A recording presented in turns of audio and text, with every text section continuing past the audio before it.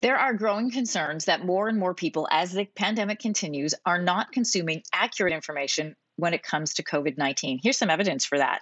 Around 1 in 3 news stories we read here in this country do not represent a counter argument. So they don't represent the other side. And around 30% of Canadians are reading stories from sources that actually originate from outside of this country. So Harleen Kaur is joining us this morning.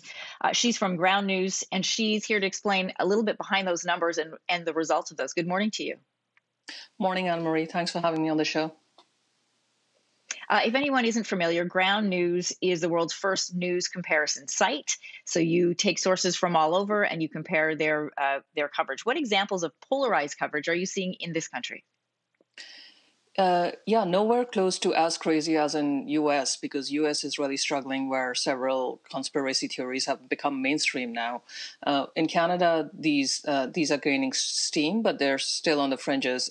But the evidence of that, some evidence of it coming to light, is things like anti-mask demonstrations in Montreal and Toronto and a few other smaller cities that is going on.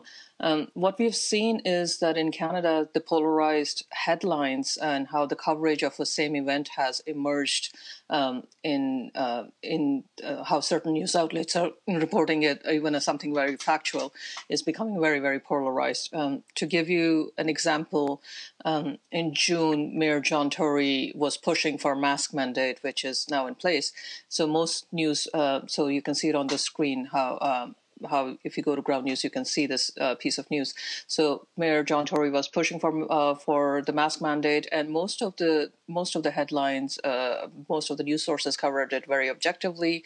But on the fringes, it was very surprising to see that the headline was covered in a very partisan way, saying that Toronto virus cases are low, but left-wing mayor wants to make mask mandatory.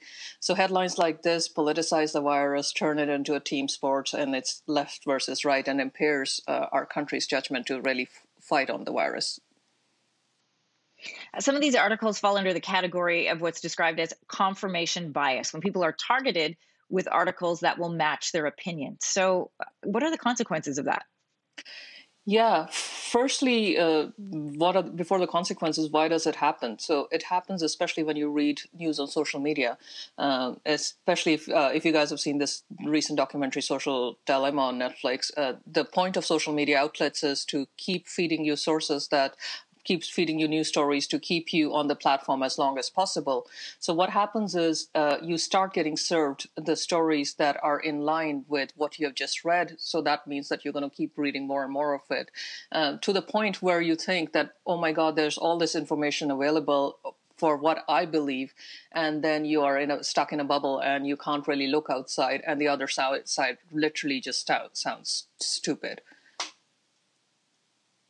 The argument can also be made that I don't want to read articles that don't align with my beliefs. What is the danger in only reading articles that are targeted to you? Yeah, the danger is that you're missing the full picture. So if you, yes, it's uncomfortable to look at opinion that doesn't matches with yours. It is uncomfortable, but if you want to be informed, if you want to know what's really happening, then you have to look on the full spectrum of how a single piece of news is being covered, and that's kind of what we attempt to do at Ground. And you are going to meet people who are coming from a different opinion. Also, by reading news from different perspectives, it equips you to have a conversation with these people rather than just running away from discourse, which a lot of people, especially in US, are doing, and it's not helping at all. Harleen Kaur from Ground News, the website that is a news comparison website. Thanks so much for your insights today. Interesting topic. Thanks, Anne-Marie. Thanks for watching. If you like this, be sure to subscribe here. And you can check out more Your Morning videos right here.